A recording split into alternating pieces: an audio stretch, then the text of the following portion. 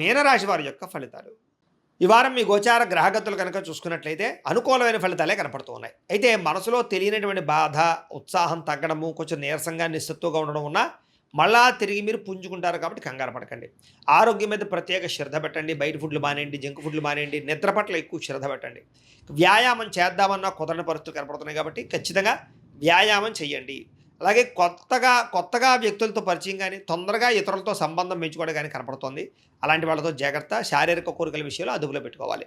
మిమ్మల్ని మోసం చేసే వాళ్ళు ఉంటుంటారు, జాగ్రత్త. కాకపోతే ప్రతి వ్యక్తికి కూడా సరైన గుణపాఠం మాత్రం చెప్పగలుగుతారు మీరు. ఎదుటివారు మిమ్మల్ని ఇష్టపడేలా మీరు బిహేవ్ చేయగలుగుతారు, అందరినీ ఆకట్టుకోగలుగుతారు. దైవభక్తి, బ్రాహ్మణ భక్తి బాగా పెరుగుతుంది. ఎక్కువ సమయం కుటుంబంతో గడపడానికి ప్రయత్నం చేస్తారు. మనసులో ఉండేటటువంటి కష్ట సుఖాలని కుటుంబ సభ్యులతోటి, ప్రేమించిన వాళ్ళతోటి పంచుకోగలుగుతారు. ఇతర దేశాల నుండి భారతీయులందరూ కూడా ఉద్యోగ సమస్యల నుంచి బయటపడగలుగుతారని చెప్పొచ్చు. చేసే పనిని శ్రద్ధతోటి, ఓర్పు సహనంతో చేయడం వల్ల అనుకున్న పనులన్నీ మీకు ఈ వారం పూర్తవుతున్నాయి.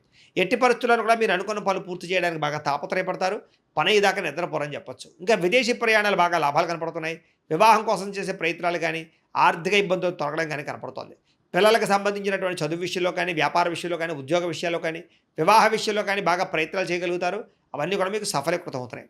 విడిపోయినటువంటి ప్రేమికులు తిరిగి కలుస్తారు. భార్యాభర్తల మధ్య కలిసి సంతోషంగా జీవించడానికి చక్కని ప్రణాళికలు వేసుకోగలుగుతారు.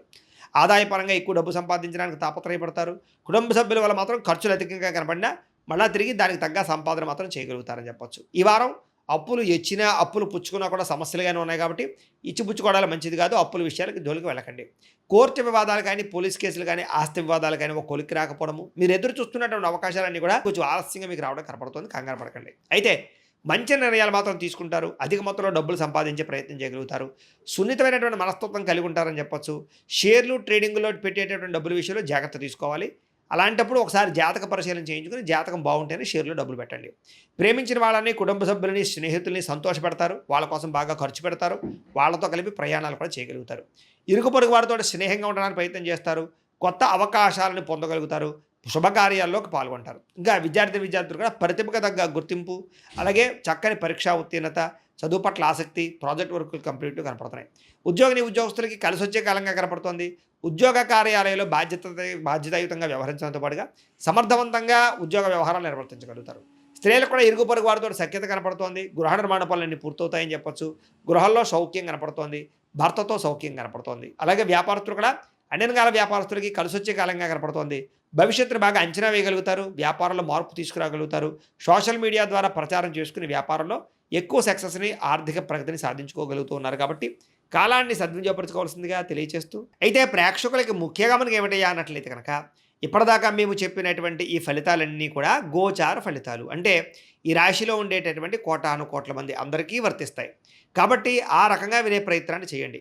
ఒకవేళ మీ పర్సనల్ జాతకం అంటే మీకు ఒక్కరికి ఎలా ఉందో తెలుసుకోవాలి అన్నా, లేదా ఏదైనా సమస్యలతో ఇబ్బంది పడుతూ ఉన్నా, దానికి మీ date of birth, time, place of birth, మీ పేరు మా వాట్సాప్ నెంబర్కి మెసేజ్ పెట్టినా, లేదా మాకు ఫోన్ చేసినా కూడా మీ జాతకం ఎలా ఉందో చూసి చెప్పే ప్రయత్నాన్ని చేస్తాము.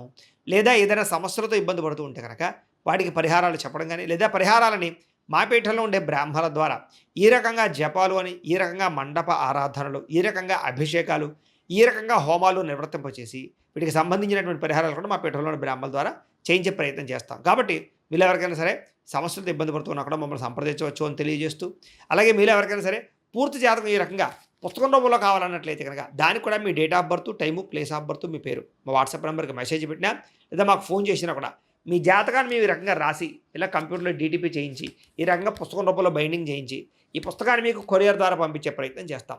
ఇందులో మీ పూర్తి జాతకం అంతా కూడా రాసి ఉంటుంది. చక్కగా చదువుకోవచ్చు. ఇది మీకు జీవితాంతం ఉపయోగపడుతుంది. కాబట్టి మీరు ఎవరికైనా సరే ఇలా పూర్తి జాతకం పుస్తకం రూపంలో కావాలన్నా కూడా మమ్మల్ని సంప్రదించవచ్చు అని తెలియజేస్తూ, అలాగే ఇంట్లో డబ్బు నిలబడకపోవడము, ఆర్థిక ఇబ్బందులు, రుణబాధలు, వ్యాపారాలు సరిగ్గా సాగకపోవడము, ఇలాంటి సమస్యలతో ఇబ్బంది పడుతూ ఉంటే కనుక అలాంటి వాటికి ఇలాంటి ధన జన వశీకరణ యంత్రము అని ఉంటుంది. లేదా ఇంట్లో గొడవలు, కలహాలు, మనస్పర్ధలు, లేదా నరదిష్టి, నరఘోష వల్ల కానీ, వ్యాపారాల్లో కానీ, ఉద్యోగాల్లో కానీ ఇబ్బంది పడుతూ ఉంటే కనుక అలాంటి వాటికి ఇలాంటి నరఘోష యంత్రం అని ఉంటుంది.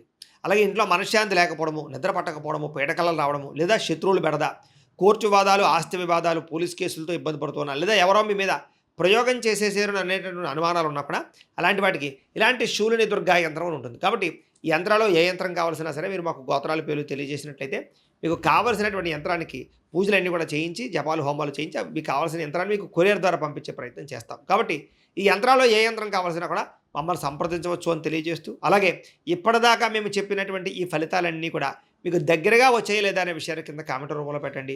అలాగే ఈ వీడియో కనుక మీకు నచ్చినట్లయితే ఖచ్చితంగా లైక్ చేయండి, అందరికీ షేర్ చేయండి. ఇంకా ఎవరైనా ఈ ఛానల్ కనుక సబ్స్క్రైబ్ చేసుకోకుండా ఉన్నట్లయితే కనుక కాస్త సబ్స్క్రైబ్ కూడా చేసుకోవాల్సిందిగా మనస్ఫూర్తిగా ఆశిస్తూ, గోబ్రాహ్మణేభ్యః శుభమస్తు నిత్యం. లోకా సమస్తాః సుఖినో భవంతు. స్వస్తి.